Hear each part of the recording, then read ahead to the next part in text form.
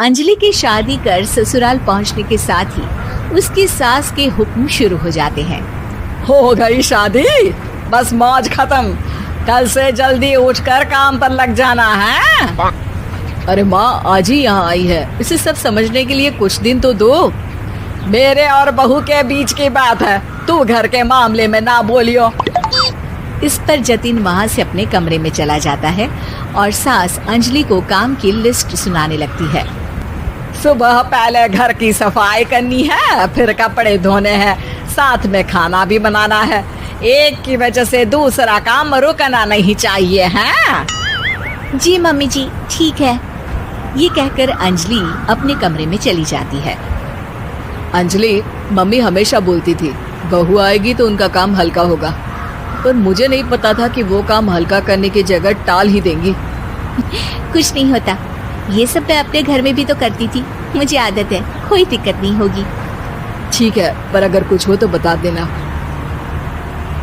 दोनों सो जाते हैं और अगली सुबह से अंजलि जल्दी उठ के सास के बताए कामों में जुट जाती है, जिसमें वो जैसे ही कपड़े धोने लगती है तो सास वहाँ आ जाती है।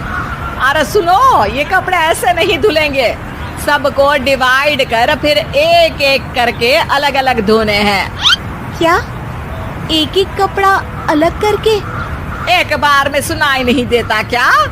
वही बोला है मैंने, लग जाओ काम पर हैं? सास की बात मानते हुए अंजलि एक एक करके कपड़े धोना शुरू करती है, जिसे करते हुए आधा दिन बीत जाता है। अरे रे, सुबह से कब दोपहर हो गई पता ही नहीं चला, अभी तो खाना भी बनाना है। अंजलि भागते हुए रसोई में जाती है, जहाँ उसकी सास पहले से ही उसे खड़ी मिलती है।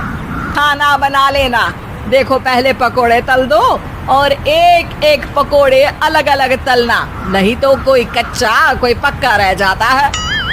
सास की हर बात में एक एक की कहानी अंजलि के समझ में नहीं आती, लेकिन फिर भी वो बिना कुछ बोले काम करती रहती है। अगली सुबह फिर वही शुरू होता है और सास एक बार फिर खाने के समय रसोई में आती है। आज क्या बन रहा है हैं? वो जतिन ने भिंडी की सब्जी, रोटी और धनिया की चटनी बोली है, इसलिए वही बना रही हूँ। अरे वाह जी वाह, बढ़िया है। पर भिंडी एक एक करके धोना, फिर टोवेल से पोंछकर एक एक करके ही काटना, साथ ही धनिया की पत्ती भी एक एक करके ही धोना। अरे पर मम्मी जी।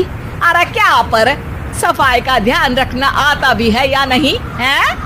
मैं ये सब सबकी हेल्थ के लिए ही तो कर रही हूँ ना, और तुम अर पर करती रहती हो हैं? सास की बातें सुन अंजलि हैरान रह जाती है। मैं तो सिर्फ सोचती थी कि जानबूझकर मेरा काम बढ़ाने के लिए ये सब करती हैं, पर ये तो काम बढ़ाने के साथ परेशान भी करना चाहती हैं। मैंने इनकी कौन सी बहस खोल दी जो इतनी दुश्मनी निकाल रही हैं? अब क्या करूं? अब अंजलि सास की बातों और हरकतों के बीच फंस जाती है। काम के लिए मना भी नहीं कर सकती, नहीं तो जाने कौन सा ड्रामा खड़ा कर दे। पर अंजलि तुझे कुछ तो करना पड़ेगा। इतनी देर में जतिन भी वहाँ आ जाता है।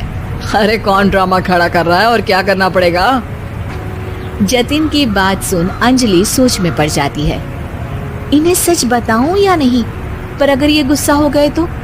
वैसे भी अपनी माँ से बहुत प्यार करते हैं, फिर उनके खिलाफ कुछ सुन कैसे लेंगे? अंजलि ये सब सोच ही रही होती है कि जतिन फिर बोलता है।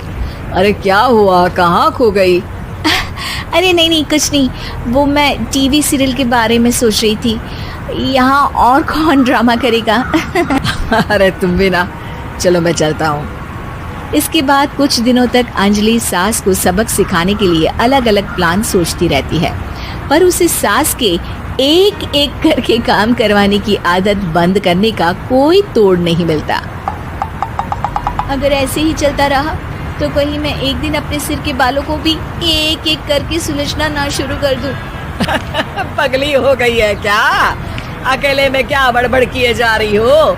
वैसे आज खाने में क्या है? आलू की सब्जी। तो फिर आलू को अच्छे से काट कर उसके कटे हुए कपड़ों को एक एक करके ही धोना है। बिल्कुल, इसे कैसे भूल सकती हूँ, मेरे जी का जंजाल। बातें कम काम ज्यादा है। अंजलि एक बार फिर सास के कहे अनुसार काम करने लग जाती है, जिसमें सब्जी बनाते हुए उसके दिमाग में एक आइडिया आता है और वो सास को आवाज लगाती है, मम्मी जी सुनिए जरा इधर तो आना। अंजलि की आवाज सुन सास रसोई में आती है। अरे क्या हुआ, क्यों गला फाड़ कर चिल्ला रही हो? कुछ नहीं, वो सुबह कपड़े धोने की जल्दी में नहाई नहीं थी और अब शाम की पूजा भी करनी है, तो आप जरा सब्जी देख लीजिए ना, तब तक मैं नहा कर आती हूँ। अंजलि सास को रसोई में छोड़कर नहाने चली जाती है। इसी तरह देखते देखते 4 घंटे बीत जाते हैं, लेकिन अंजलि बाथरूम से बाहर ही नहीं निकलती, जिसे देख सास उसे आवाज लगाती है। अरे बाथरूम में ही समाधि लगा ली क्या? यहाँ सब्जी बनकर ठंडी भी हो गई और अभी तक तेरा नहाना खत्म नहीं हुआ। मम्मी जी जैसे आप कहती हैं ना, मैं वैसे ही एक एक करके अपने बाल शैम्पू कर रही हूँ, तो अभी 3 घंटे और लगेंगे, तब तक काम और जतिन को खाना सर्व करना आप संभाल लेना। इस तरह अपने नहले पर बहू का दहला देख सास शॉक्ड रह जाती है, जिसके बाद से घर में एक एक करके करने का आलाप बंद हो जाता है।